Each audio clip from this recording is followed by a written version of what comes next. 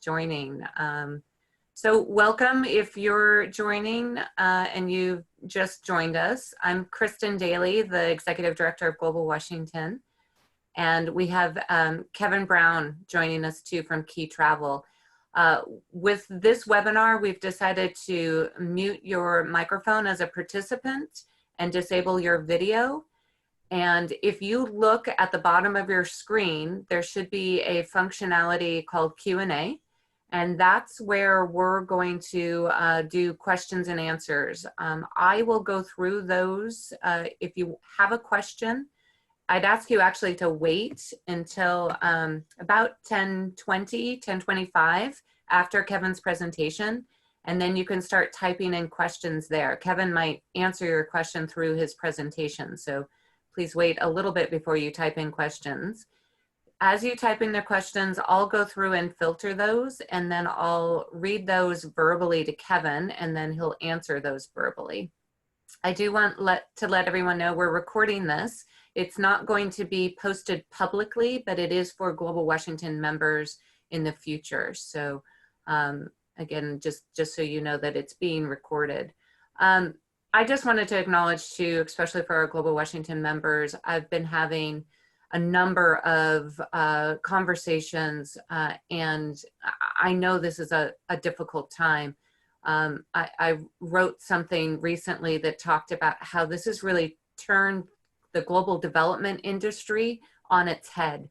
We are so used to running into the crisis and helping those in the global south, or and through our programming helping those that are most vulnerable. This crisis has affected all of us personally, and some to a greater extent than others, but it's really turned our ideas upside down, thinking that we need to take care of ourselves as we're taking care of others in the global south. And it's a lot harder. So I wanted to recognize that Global Washington, as you know, has really retooled all of our offerings for our members to serve what you need right now. And we've surveyed our members, and most of the things that people want to hear right now are really oriented toward how you've been doing your work and the changes. So we've done a series of webinars. A lot of them have been around fundraising. We know as nonprofits, this is a very difficult time in figuring out how to message fundraising during this pandemic, especially if you're not a global health organization, it's challenging. We've also done things just on media relations and how to do messaging appropriately. We're just started a series for executive directors and CEOs, roundtable discussions about keeping staff safe in developing countries as well, and management decisions. We're working on another one coming up that's around the CARES Act, the paycheck protection program that a lot of the nonprofits are looking at right now. So look at our website under events, and under past events, we'll have material posted there from that should help if you're not able to join the webinar, and look for future events coming up. We have one this Friday specific on contingency planning for fundraising as well. We also have a resource page on our website specific to COVID related resources that has a few funding funds that are for COVID. And then also we want to promote what your nonprofit in particular or your company is doing in response to that. So that's all posted on the resource page on Global Washington's website. So as that is background, we also got many calls about what to do around travel and airport security. I actually had some calls that staff have been stuck in certain countries because the airport shut down. And we all know we rely on the travel industry to get our work done. So what do we do during this time? And there's certain regions of the world where people are still moving, not from the United States, but within certain regions of the world, moving between countries. So we here sitting in Seattle need to understand what's going on around the world in our travel industry. Key Travel has been a great partner of Global Washington. They've been a member. They are incredibly unique as a travel company. They have over 40 years of experience in the travel industry and really have come up with some great tools for the nonprofit sector in particular, for humanitarian relief and development organizations. So, and Kevin is the vice president at Key Travel. He's in charge of sales for all North America. So we're thrilled to have him with us today. So he's going to go through a presentation, tell you what he knows. Everything is changing day by day. And then we'll open it up for Q&A from all of you. So with that, I'll turn it over to Kevin. All right, thank you, Kristen. So you can hear me, right? I just want to make sure before we continue. Yes. So yeah, thanks for having me. I appreciate the opportunity to maybe hopefully shed a little bit of light, maybe provide some information that you were previously not aware of. I suspect that much of what I'm going to talk about you already know. None of it is particularly good news, but hopefully there's some specific information that you'll find enlightening and maybe as a good resource going forward. I don't have too many slides. There's only 10 or 11 slides. I plan to go through them relatively quickly, covering some very specific topics. As you can see, I'm in a slideshow. I'm not in the slideshow mode. I'm in an outline format, and the reason for that is because I've got some embedded links in here that I want to access, and for some reason the links don't work in slideshow. So I'm gonna hope that this will be sufficient, but I think it should be good. You can see these slides pretty well, I think. So here's my agenda that I've kind of cobbled together with Kristen.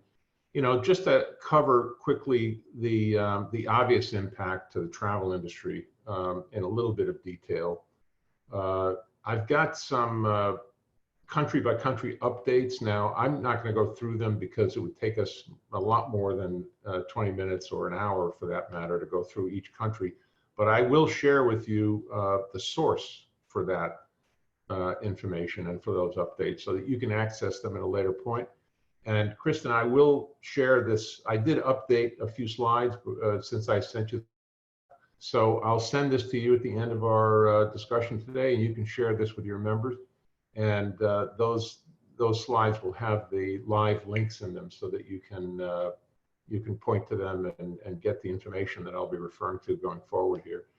I've made some industry projections in terms of what I think is going to happen next, or when it's going to happen, or when we might see a recovery in travel.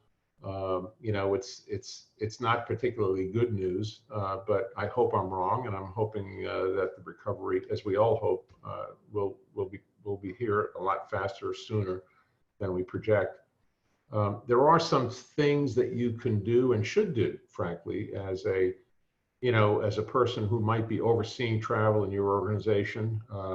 So there's some risk management steps that you can take. And again, I don't know, to the extent that any of you are using a travel management company to help you with your travel planning historically or going forward, but there are some very specific things you should be thinking about in terms of protecting your travelers going forward, especially as we come out of this corona situation.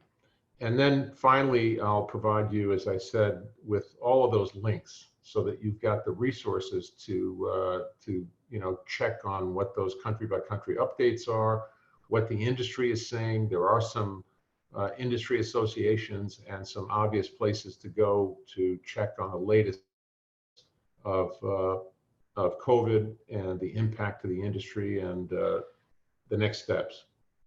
So in terms of the impact, again, much of this is pretty obvious and you're aware of it, but it's a lot more significant than any of us in my company have anticipated. I mean, you can see here the very first point, 93% of the world's population now live in countries that have imposed travel restrictions. And that's as of this morning, by the way. So I've updated all of my comments here based on information that I accessed very early late last night and or early this morning.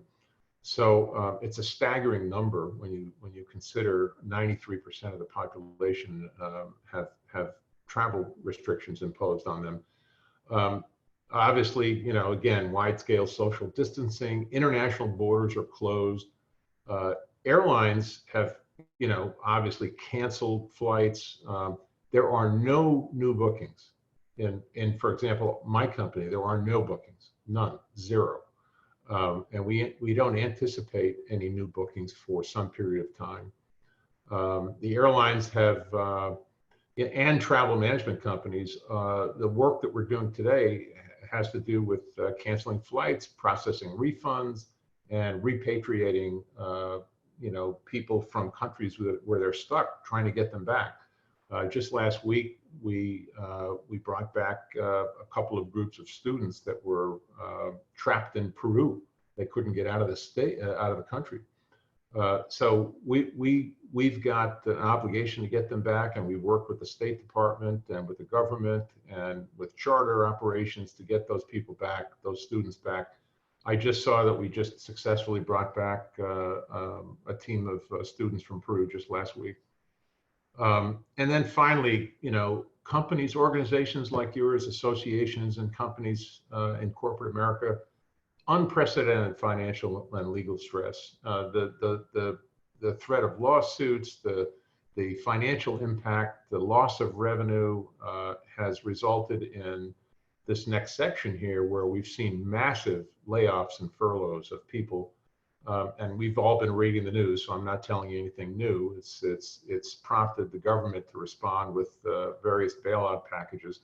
And there's daily updates by the White House on the situation. Now they're talking about additional benefits packages as a step, a second phase in the government bailout, if you want to call it that. So in the travel industry in particular, travel agencies, travel management companies, there's virtually no revenue. So there's been incredible number of furloughs and layoffs that have impacted the travel community. Same thing with the airlines, same thing with hotels, same thing with car rental companies. The leisure segment has been just slammed. There's no advanced bookings, and gosh knows what's going to happen to the cruise industry, but we can all imagine that that's not going to be healthy for a long time. Not only because of Corona, but now people are going to be worrying about what's after Corona. What next, and how's the government prepared for that? So, all of us have moved to home working, me included. I'm working from my home office. I've been here for the last 3 weeks, and there's no end in sight. The airlines, in addition to canceling flights, have slashed their routes already. They've modified their schedules. They've grounded planes, and ironically, the airlines have made money for the first time in their history, only in the last 5 or 6 years. Believe it or not, it's all a result of all the additional fees they're charging for bags, and all of these things have wound up making them profitable for the first time ever. And now this happens. So there's a real danger of airlines filing bankruptcy and needing a tremendous bailout by the government just to remain viable and to keep their companies intact after this thing ends. So they've got huge infrastructures, overhead that have to be dealt with. And I don't know how they're going to do it, but it's a very dire situation. As we all know, the economy is somewhat based on the airline or transportation as the backbone of industry. So it's critical that we get back on track as soon as possible. I gave some examples here of airports that have closed or shuttered. I shuttered some terminals. I just pointed out some examples in the EU, just to point out, some examples of what's been. All of the flights arriving into Orly in Paris have been rerouted to Charles de Gaulle. Heathrow is at 25% capacity, and all of these airlines are these airports that I mentioned here: Gatwick, Frankfurt, Amsterdam, Rome, Madrid. They've all shuttered the vast majority of terminals at their airports. So there's only 1 or 2 terminals that are even operating in these major airports. And I do read in the paper every day the latest status, and I understand that the picture in Europe in general seems to be improving because the lockdown seems to have had some effect, and the coronavirus has somewhat peaked. So hopefully there's a bright spot there, and we'll begin to see the end of this disaster here. All rail service has been drastically slashed throughout Europe, and same thing with local transportation services, coach services. So it's had a huge impact. And again, I know you're aware of this, but I thought it was worthwhile to kind of cover it. So business travel has come to a virtual standstill. Companies, organizations, NGOs, faith-based, universities, everyone has canceled or suspended almost all travel due to the coronavirus, regardless of where they're located. GBTA, I don't know how familiar you are with that as an association, but the Global Business Travel Association is the travel industry kind of, rag, if you will. It's the main association in our industry. Most organizations, NGOs, corporate accounts, they all belong to GBTA. The GBTA has recently done a survey of its members, and so you can see I've indicated here that they've suspended all or most business trips to these countries. So look at these stats: 99% in China, Hong Kong, Taiwan, all throughout Asia, 97%. Everything's been canceled or suspended. So when you think about the impact to corporate business, or whether it's a corporation, company, organization, any kind of an NGO, it's incredible. And to your point, Kristen, I mean, you started off by saying that it's had a major impact to your membership in terms of accomplishing the missions, the goals that you've set out to do. None of it is being accomplished today, because it's at a time when you're probably needed the most and can't get out there to do your work because of the fact that the borders are closed down, the airlines have canceled, and are not flying. So it's a pretty abysmal situation. Now, in terms of the updates on a country by country basis, there's an association, not an association, but there is a third party company called ISOS, which is the International SOS Security Services. Now, it's one of several different risk management companies that's in place that many corporations, many organizations use to, to kind of provide the risk management strategy and support for their travelers. So what I've done is I've just kind of, I want to just show you, I've linked this to their site to show you that they maintain a running list of all country level advice. So this is it's a lengthy list here. It's alphabetical, and it goes country by country to tell you what is the current status in terms of whether or not the borders are closed, what the travelers are being asked and told to do, what their travel policies are, et cetera. So this is a very, very extensive list, right? You can, again, you can go to this website, and the link is obviously embedded within the slide deck that I'll send you. But this is available to anybody who wants to go in and check this list. And it's updated on a daily basis, right? So as you can see, it's very, very extensive and goes on a country by country basis. This is what most of the travel management companies have their own, including my company. We have our own method of communicating this kind of information to our customers. But the sources that we get this information from include companies like ISOS, who in turn rely on the CDC, Homeland Security, and other sources to compile these lists. So in lieu of any other source that you have, you can get all of this and download it as a PDF and distribute it internally, but it's changed on a daily basis. Okay. I've gone through this list, and I talked a little bit about this with Kristen. It doesn't really get into as much granular detail as I would like. So for example, if you had somebody on the ground, boots on the ground in Albania, for example, or somewhere in Afghanistan, for example, and it won't necessarily tell you how to get from point A to point B in that country, but it does give you an overview of what the general high-level situation is as it relates to travel. So with that, this is a good, solid source for you to get those country-by-country updates. Now, here's the big question: when will travel return? Well, on the left here, it obviously depends on what the airlines do with respect to flights, border closures, lockdown, country-by-country lockdowns, movement as dictated by local governments, furloughs and layoffs. I mean, when do we bring people back? I'm not sure if it's affected any of your associations or of your memberships organizations in terms of furloughs or layoffs, since much of that is volunteer. But and it just depends on so many different factors. The additional factors on the right will also play a part, and that is, how are the airlines and the hotels and the car rental companies going to recover, and when?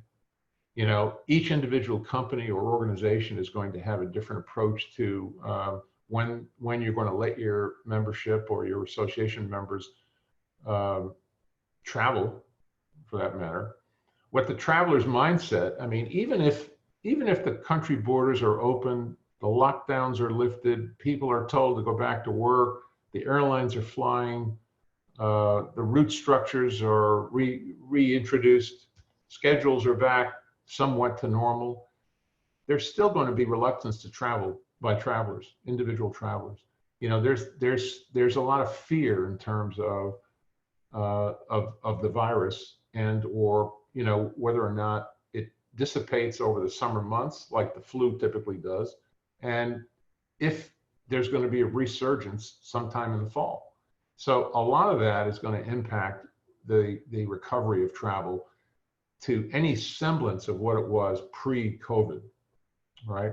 It'll also be dependent upon budgets, so as you're looking for and trying to expand budgets for 2020, 21, the budget situation is going to be critical.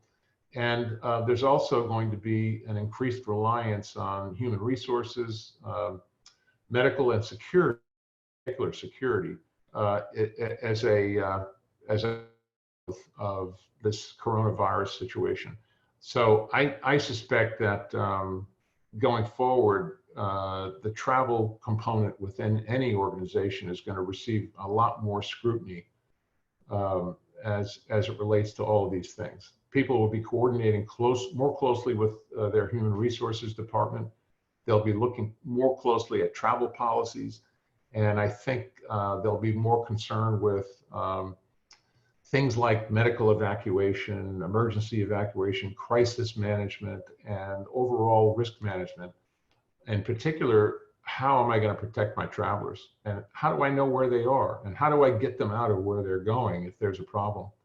Something like this. I mean, a lot of our customers have had their travelers trapped in certain countries. So I think that's going to be a major source of concern going forward.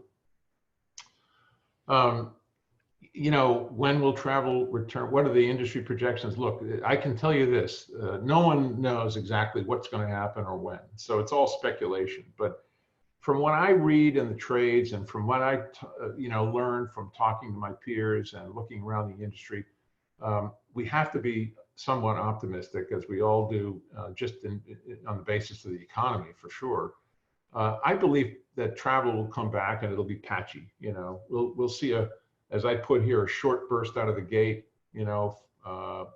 operationally, clients, prospects. It'll probably happen region by region as certain countries open up the borders.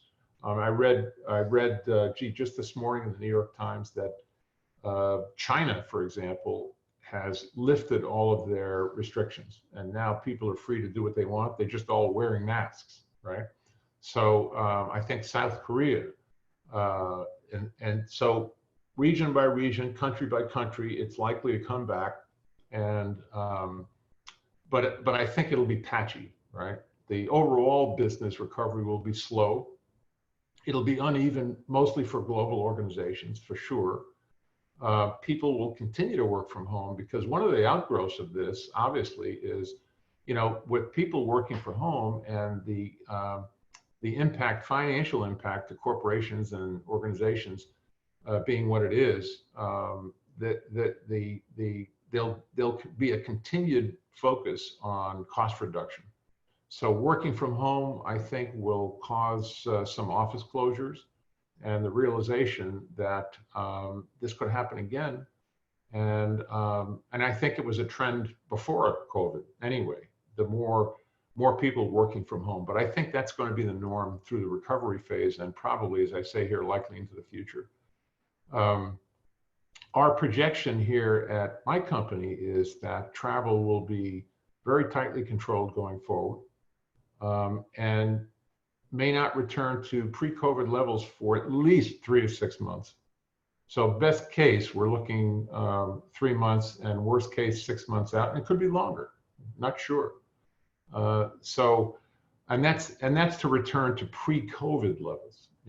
Like I say, there'll be some patchy travel, but it'll be on a case-by-case basis based on what happens, with the border closures around the world, and what happens with the domestic airlines here in the United States in terms of continuing service. Also think there'll be a heavy scrutiny of all trips from an expense control. So many companies and organizations will have lost revenue as a result of this, that it only makes sense to expect that there's going to be a tighter control over travel, which is typically and historically one of the top 3 controllable expenses in any organization: travel. You can stop travel with a memo to the staff overnight. So it's something that can be managed immediately. So I expect there'll be a lot more expense control. And for obvious reasons, I think meetings and events will be greatly impacted, because you're talking about people getting together, congregating, and I think it'll push the trend more and more to virtual meetings like we're having today. And I guess if I was playing the stock market, I'd be buying stock in Zoom, because that's all I've been doing for the past 3 weeks, is using this technology here. So here's some of the things I think you can do, going forward. And I think this applies to just about everybody. And forgive me, I don't know how much or if at all, Kristen, your membership is using a travel management company, a TMC, or has a partner that you work with for risk management issues. But I feel confident that these things are things that we should review, and you can look at these things during this kind of hiatus period that we're in. First and foremost, it's a good time to review your overall travel program as it relates to your travel policy and your risk management strategy. So what I mean by that is a good risk management strategy includes the ability to utilize a 24/7 emergency service, crisis management support. So the companies like I mentioned earlier, let's say ISOS, right? ISOS offers risk management services to companies, organizations. There's several different providers. Another one is World Aware. Certainly my company has a proprietary tool that we offer. All of these tools, these tools provide these services that I've listed here. All right, 24/7 emergency services for travelers, crisis management support, pre-trip advisory communications. So if you've got travelers going to a specific location, you know, typically a TMC will include that traveler in a database of, so that we push information out related to the trip that's coming up. So here's where you're going. Okay, you're going to Kenya. Well, here's a pre-trip advisory as to what's going on in Kenya so that you can be prepared prior to your departure. High-risk destination threat level alerts, mobile alerts are very prevalent these days. Same flight alerts. What I mean by that is if you've got, you know, the recommendation generally is you don't want to have all your senior people on the same flight for obvious reasons. So we send out flight alerts to the travel manager, alerting them of that fact, so that you want to split those passengers up on different flights. And then medical evacuation and repatriation. So all of these are services provided by any risk management company. These are all common strategies and tools that we offer. You want to ensure that you've got a traveler tracking strategy. So the map on the right, this little picture that I put in here, this is representative of a traveler tracking system, so that, for example, the head of, or whoever is overseeing travel in your organization would have a view of, like this, similar to this, of a global map with dots on it, and every dot representing a traveler. So you click on the dot, it opens up, tells you how to contact that person, cell phone, email, whether it's a GPS tracker that we can enable, showing you where that person is at any given point in time, you know, and obviously be able to communicate on a two-way messaging basis with that traveler. So all of these are very sophisticated tools and are used very, very commonly and by most knowledgeable companies, organizations these days have a very robust risk management strategy and process in place, which includes all of this, right? The reporting, aside from this global screen that you're looking at, you know, all travel companies these days that are servicing NGOs or corporations have these tools and can provide real-time reporting. So we can push reports out that provide a travel manager or somebody who's in charge of travel with real-time reports as to where their travelers are, where they're staying, what their flight, what their itineraries look like, how to contact them in a moment's notice, and be able to communicate with them should we learn through these various tools that there's some crisis that's developing and we need to get these travelers out. So I think these are things that you're thinking about if you haven't already, and put them in place for, you know, for potential crisis that might pop up sometime in the future. Review your travel management company capabilities and supplier strategy. Review your insurance provider strategy. Create a business resilience plan, which hopefully, and hopefully it doesn't happen, but be prepared for any future waves of COVID or any next crisis that might occur. So I think these are all good things to do during this hiatus. These are the resources that I was talking about before. So I'm going to click on these just to give you kind of a quick view on what this looks like. So ISOS, the International SOS company. So you go to their website and it will provide you with a wealth of information about Corona, and you can access the latest information. This also will link you into the country by country spreadsheet that I showed you earlier. So you've got the latest news on Corona through ISOS. WorldAware is another similar type of an organization that provides risk management intelligence.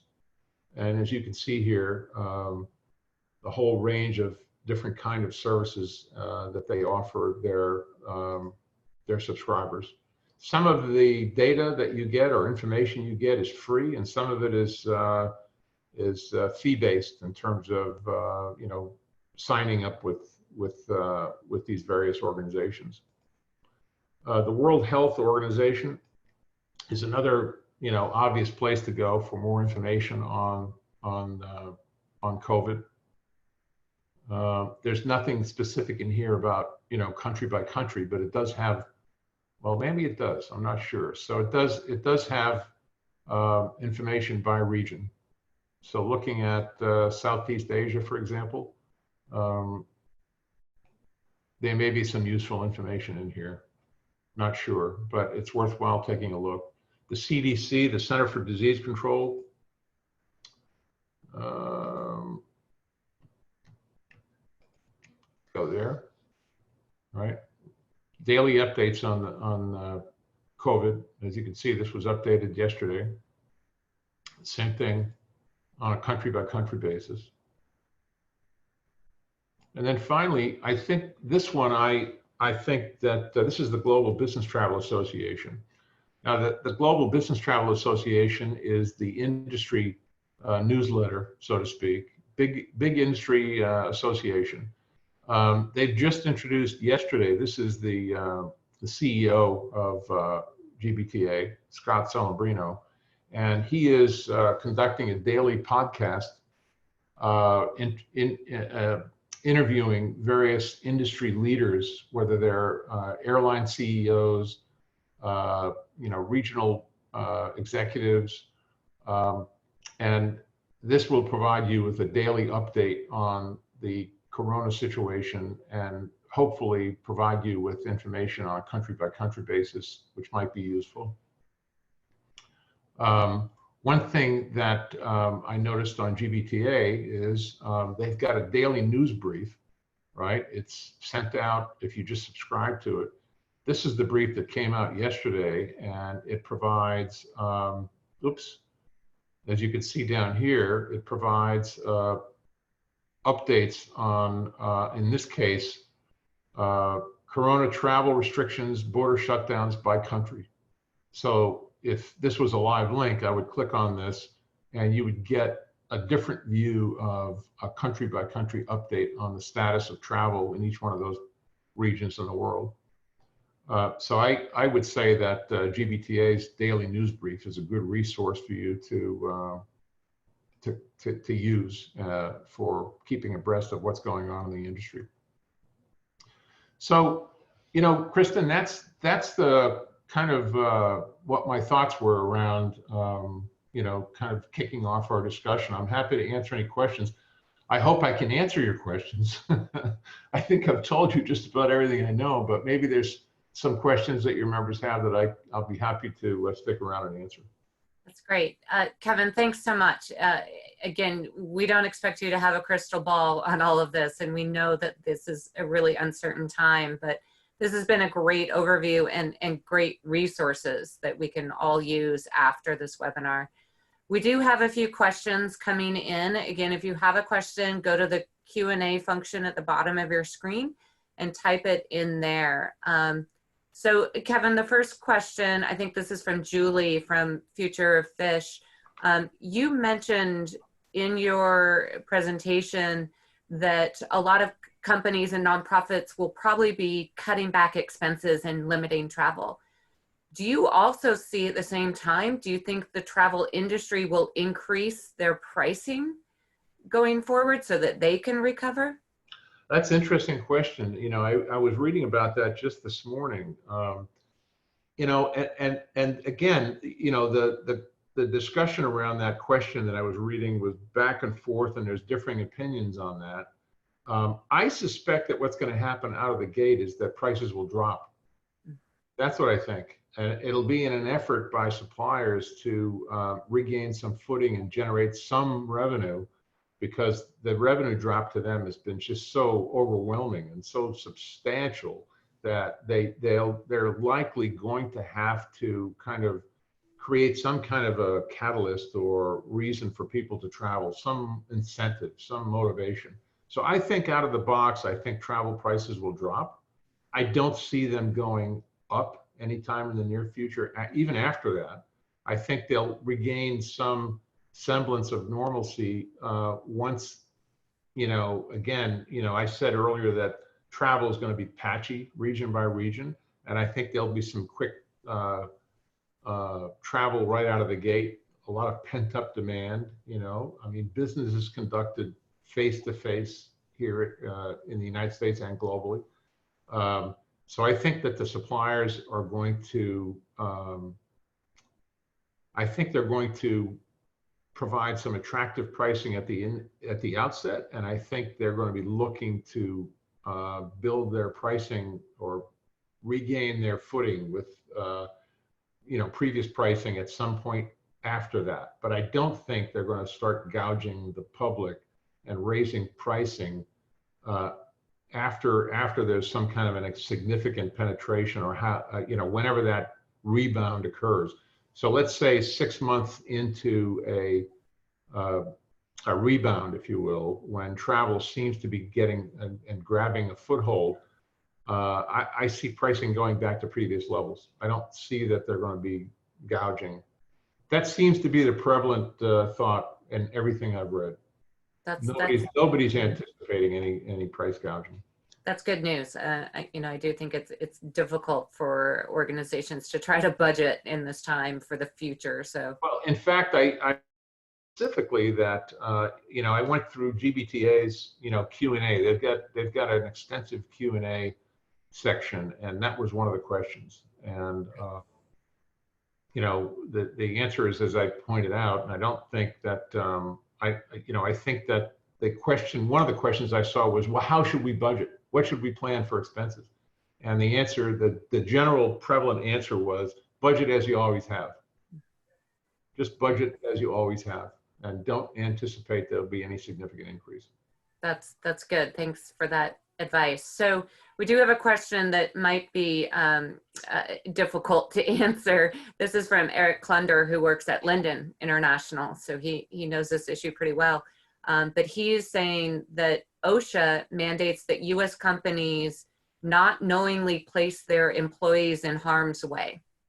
So because of this, right, law firms have warned about corporate travel policy liability during this pandemic.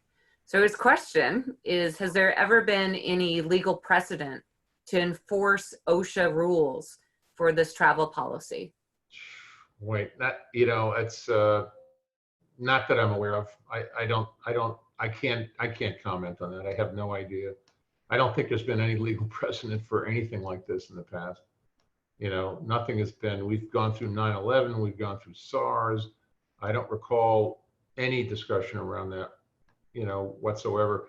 I know that, you know, the notion of corporate liability as it relates to risk management is a big issue.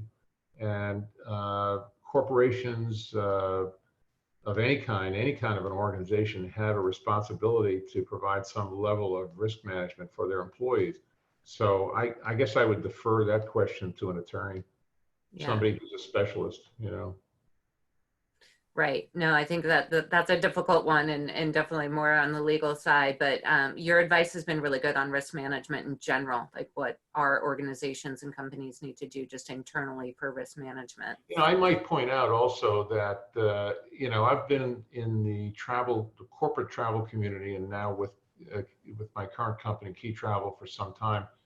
And the single biggest issue over the past 3 to 4 years, and when I say issue, I mean challenge, selling point, unique selling proposition, anything that you know, my sales team or any of the sales teams that I've managed over the past several years has been risk management, duty of care, right?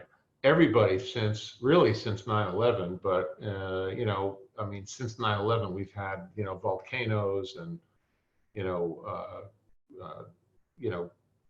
security issues around the world, different hotspots, you know, crisis of one or another, and it's caused so much focus on duty of care that every travel management company has had to go out and develop a solution for that.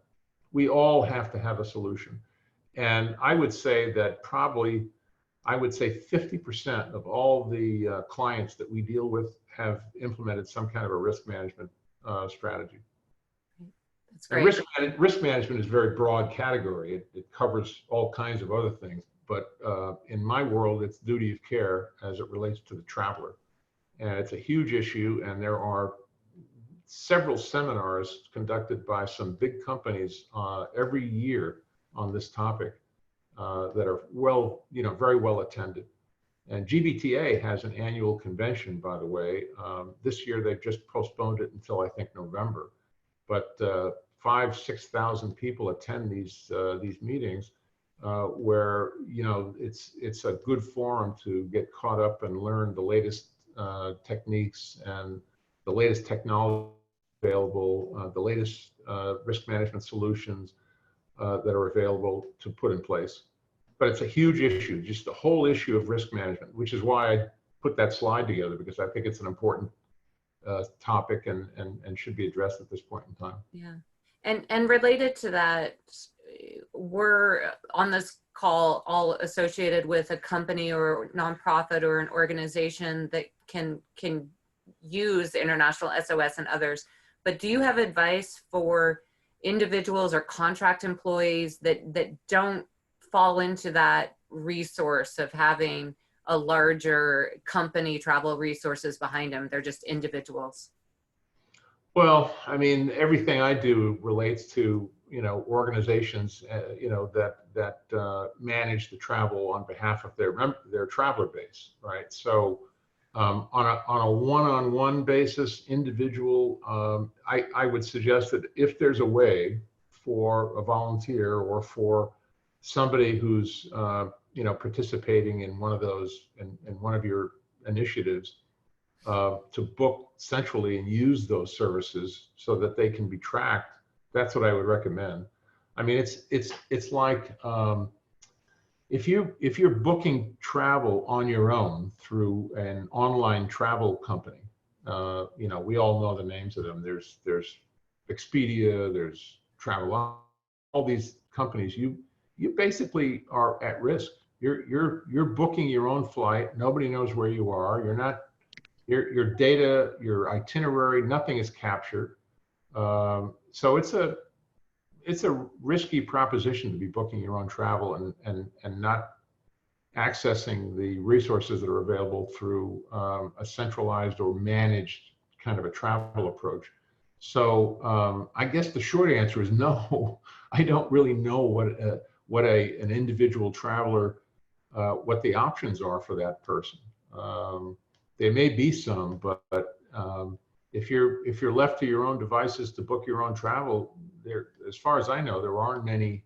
There's nothing that you can do to protect yourself. So my advice would be to look and see if there's a way to book through a group or an association or organization that can track where you are, where your whereabouts are. I mean, I guess the other option is, there's insurance providers. There's third-party insurance providers that you can buy trip coverage and insurance coverage on an individual basis. So things like medical evacuation, those kinds of things are available. What's not available, as far as I know, is a one-off approach to tracking your whereabouts, unless it's through one of those third-party insurance companies. But they're pricey. They cost money. I mean, my daughter went on a trip to Peru on a school mission trip, or a church mission trip, and this was a couple of years back. And I tried to address this particular question, and I wound up paying a few $100s for a policy that provided me with the kind of protection that I wanted, which was, extraction services, medical coverage, evacuation, all stuff in the event of a crisis. But it was something that was, I had to do on my own, and it was expensive. Mm-hmm. Right. So here's another question from Rachel from World Affairs Council about if you have any insights around screenings at airports once travel starts again, especially in the US, to ensure that travelers that are arriving from international locations are not contributing to the spread of the virus. Well, they haven't, it's a work in progress, I think, right now. I mean, so are you asking, have there been any changes in the screening process as a result of this? Or if you have any insights of what's going to happen when travel really opens up again, and especially screening in the US. So Yeah, are there airports in the US doing the, screening here? the only thing that I've read is, I mean, there's a tremendous fear of a resurgence of COVID if it does decline. So, I've been reading things like, when I say I've been reading things, believe me, this is all I do all day is I scour the trades and I look at all of the conversation and discussion around these things because I get asked a lot of questions by my staff and by customers.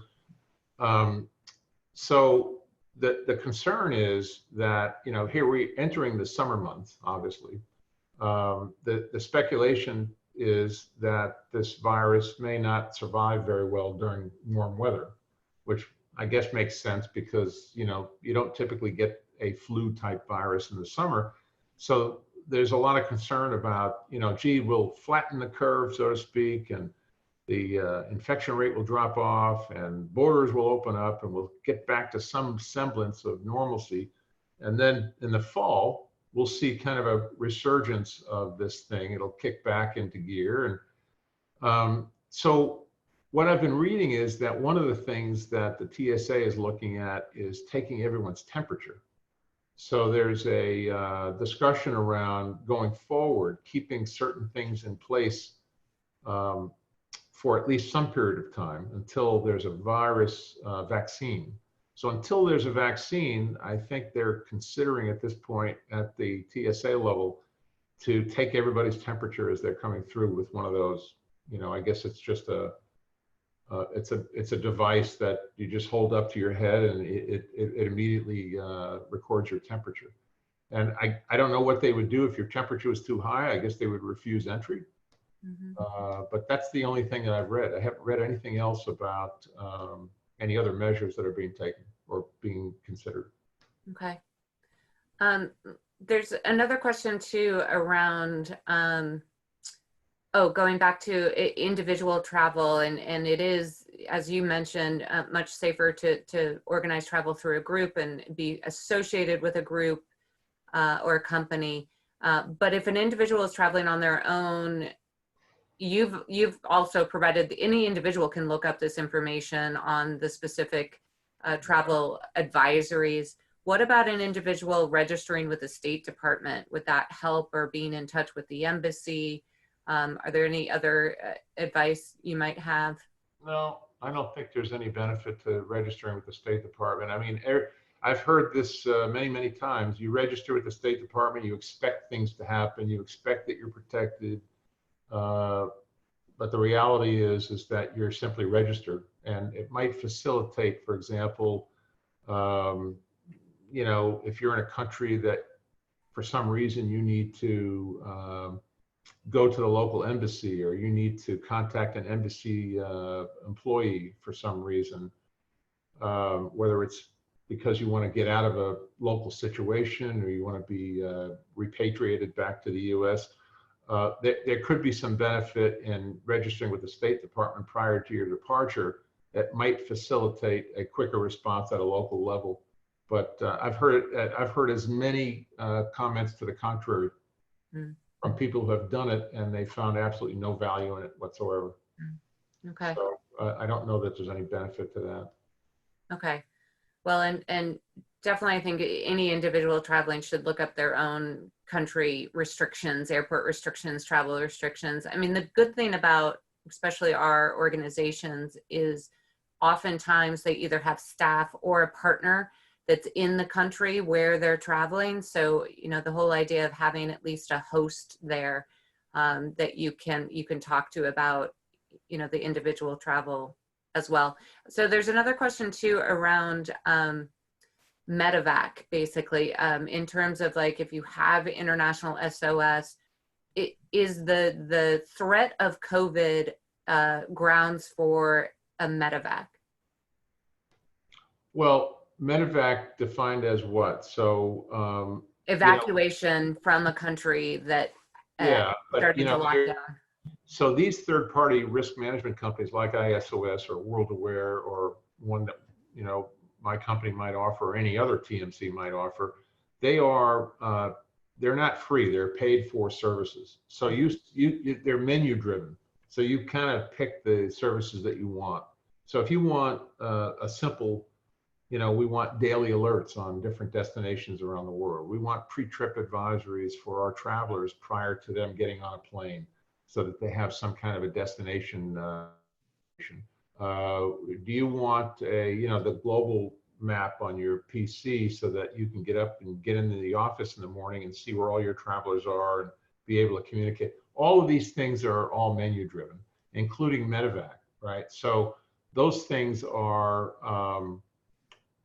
they're on a, like I say, they're on a menu driven kind of, we want this, we're going to pay for this, we're going to pay for this, we're going to pay for this. So all of those services are available. I'm not sure if that answers your question, but Medevac services are available for any crisis, depending on whether or not you've signed up for them.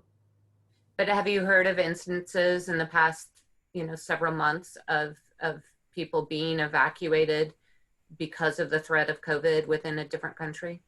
Not because of the threat of COVID, no. But obviously some people have been evacuated because they're sick. Right. Yeah, but not just because of the threat, no. Okay. Interesting. Well, I think we've gotten through actually most of the questions and we're coming to the end of our time. You know, I just wanted to tell everyone on the call, thank you for joining too. I know this is a very uncertain time and I think the resources here have been really helpful and the basic information.